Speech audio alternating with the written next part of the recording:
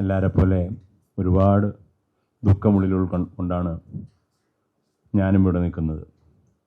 എല്ലാവർക്കും അറിയാം ഷാഫിയുടെ സംവിധാന നൈപുണ്യത്തെപ്പറ്റി. ഞാനതിനെക്കുറിച്ചൊന്നും കടക്കുന്നില്ല.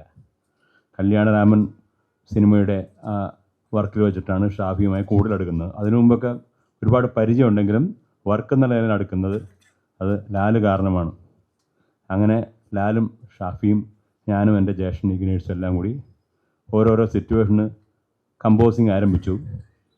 ഇന്നത്തെ പോലെ അല്ല, അന്ന് എല്ലാവരും മുമ്പിൽ വെച്ച് ഹാർമോണിയം വെച്ച് ട്യൂൺ എല്ലാവരും മുമ്പിൽ വെച്ച് ഉണ്ടാക്കിയാണ്. അങ്ങനെ ഒരു ട്യൂൺ ഉണ്ടാക്കി 1-2 പ്രാവശ്യം മൂളി കഴിഞ്ഞിട്ടുണ്ടെങ്കിൽ ഉടനെ തന്നെ ഷാഫി അത് കൃത്യമായിട്ട് മൂളിത്തരും.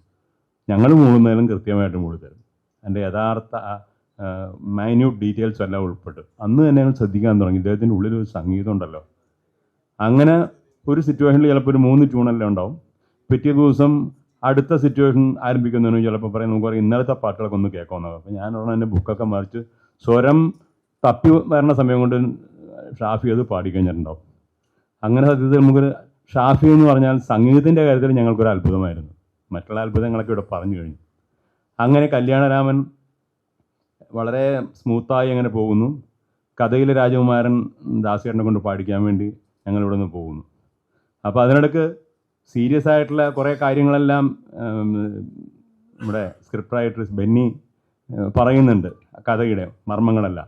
പക്ഷെ അതിനിടയിൽ ഷാഫി ചില തമാശകളൊക്കെ പറഞ്ഞ് നമ്മൾ പൊട്ടിച്ചിരിച്ചു പോകും. നമുക്ക് തോന്നുന്നു ഇത്ര സീരിയസ് ഡയലോഗ്സിൻ്റെ ഇടയിൽ എങ്ങനെ ഈ തമാശ വരണം.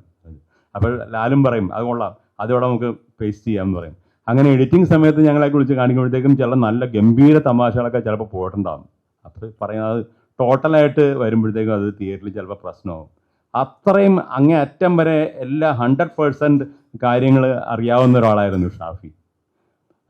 ദാസിയേട്ടനെ കൊണ്ട് പഠിക്കാൻ പോയ സമയത്ത് ഇവിടെ നിന്ന് എറണാകുളത്ത് നിന്ന് വിട്ട് തിരുവനന്തപുരം എത്തണ വരെ അദ്ദേഹത്തിൻ്റെ വായിൽ നിന്ന് ഇങ്ങനെ നോൺ സ്റ്റോപ്പ് തമാശകൾ വന്നുകൊണ്ടിരിക്കുകയായിരുന്നു. അതൊക്കെ സത്യത്തിൽ അത്ഭുതമായിരുന്നു. ഇത്രയും തമാശകൾ കണ്ടിന്യൂസ് ആയിട്ട് പറയാൻ ഒരു മനുഷ്യനെ കൊണ്ട് എങ്ങനെ സാധിക്കും?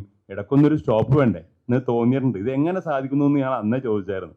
അത് കഴിഞ്ഞ് കല്യാണരാമനിലെ ആ പാട്ട് കഥയിലെ രാജകുമാരൻ നല്ല ദാസേട്ടൻ നല്ല എൻജോയ് ചെയ്ത് പാടിയെല്ലാം കഴിഞ്ഞിട്ട് നമ്മൾക്കെന്നാൽ പോകാം എന്ന് വരുമ്പോഴത്തേക്കാണ് ഷാഫി ദാസേട്ടനായിട്ട് സംസാരം. ദാസേട്ടാ എനിക്ക് കുറച്ച് സംശയങ്ങളൊക്കെ ഉണ്ട്. എന്താ മോനെ എന്ന് ഞാൻ പറഞ്ഞു. പിന്നെ ഇതിൻ്റെ രാഗം എന്താണ്, ഇതെന്തൊക്കെ സ്വരങ്ങളാണ്, ഇതാണെന്നൊക്കെ പറഞ്ഞപ്പോൾ ദാസേട്ടന് വളരെ ഇൻട്രസ്റ്റ് ആയി. ഇദ്ദേഹത്തിന് നല്ല തമാശ, ഈ മ്യൂസിക് നല്ല സെൻസാണല്ലോ. പിന്നെ ദാസേട്ടൻ്റെ ഉള്ളിൽ നിന്ന് ഒരു അധ്യാപകൻ അങ്ങോട്ട് ഉണരാൻ തുടങ്ങി. അങ്ങനെ ദാസേട്ടൻ കുറേ കാര്യങ്ങൾ തന്നെ പറഞ്ഞു. ഒരു അരമണിക്കൂർ കഴിഞ്ഞപ്പോഴത്തേക്കും ഞങ്ങൾക്ക് വീട്ടിൽ പോകണ്ടേ. ഞാനും ചേട്ടനും കൂടി പറഞ്ഞു, ദാസേട്ടാ ഇയാൾക്ക് ഉള്ളിൽ ഭയങ്കര സംഗീതമുണ്ട്, ഒരു സംഗീതജ്ഞൻ കൂടിയാണ്, ഇവിടുത്തെ ഡയറക്ടർ മാത്രമല്ല. അപ്പോൾ എന്ത് ചെയ്യും, ദാസേട്ടൻ ഈ പറഞ്ഞ കാര്യങ്ങൾ തലയിൽ അങ്ങനെ തന്നെ ഒപ്പിയെടുക്കും. എന്നിട്ട് വീട്ടിൽ പോയിട്ടൊരു ബോർഡ് വെക്കും, സംഗീത അക്കാദമി ഗുരു യേശുദാസ് എന്നൊക്കെ പറഞ്ഞിട്ട്. അപ്പോൾ പിന്നെ അത് ദാസേട്ടൻ്റെ ബുദ്ധിമുട്ടാവും എന്ന് പറഞ്ഞു. അപ്പം എന്താ പിന്നെ വേണ്ട എന്ന് പറഞ്ഞാൽ കുറച്ച് തരും. അല്ലെങ്കിൽ ചിലപ്പോൾ കുറേ കൂടി കാര്യങ്ങൾ ഇങ്ങനെ പറഞ്ഞ് പുള്ളിക്ക് കുറച്ചും കൂടി സംഗീതത്തിൽ വിവരം വെച്ചേനെ. ഏതായാലും കല്യാണരാമൻ വളരെ സക്സസ് ആയി, പടവും സക്സസ് ആയി, പാട്ടും എല്ലാവർക്കും ഇഷ്ടപ്പെട്ടു, സന്തോഷത്തിൽ ഇങ്ങനെ ഇരിക്കുകയാണ്. അങ്ങനെ ഇരിക്കുമ്പോൾ ഒരു 5-6 മാസം കഴിഞ്ഞപ്പോഴേക്കും ഷാഫിയുടെ ഫോൺ ഞാനാണ് അറ്റൻഡ് ചെയ്യുന്നത്. ഷാഫി ഫോൺ ചെയ്തിട്ട് ഒന്നും മിണ്ടുന്നില്ല. പുള്ളി ആര് പറഞ്ഞൊന്നുമില്ല, ട്യൂൺ മാത്രമേ താനീന താനേ താനേ, ആ ട്യൂൺ പല്ലവി മൊത്തത്തിൽ നല്ല അസ്സലായിട്ടാണ് പാടി. ഞാൻ ചോദിച്ചു, ഷാഫി ഇത് ഏത് പാട്ടത്? ഇത് നിങ്ങളുടെ തന്നെ പാട്ടാണ്, ഇത് എപ്പോൾ കേട്ടത്, എന്ത് എനിക്ക് മനസ്സിലാകണില്ല എന്ന് പറഞ്ഞു. കല്യാണരാമൻ്റെ സിറ്റുവേഷൻ എന്ന് പറയുമ്പോഴത്തേക്കും 2-3 ട്യൂണെങ്കിലും തരുമല്ല, അതിലൊരു ട്യൂണാണിത് എന്ന് പറഞ്ഞു. അന്ന് നിങ്ങൾക്കത് കല്യാണരാമനിൽ എടുക്കാൻ പറ്റിയില്ല. പക്ഷേ അടുത്ത പടത്തിൽ, അതായത് പുലിവാൽ കല്യാണത്തിൽ ഈ പാട്ട് വേണം, മസ്റ്റാണ് എന്ന് പറഞ്ഞു. അതുകൊണ്ട് ഈ പാട്ടിൻ്റെ ആ സിറ്റുവേഷൻ നിങ്ങൾ തുടരണ്ട, അത് അങ്ങനെ തന്നെ വെച്ചോ, ബാക്കിയുള്ള 4 പാട്ടും ചെയ്താൽ മതി എന്ന് പറഞ്ഞു.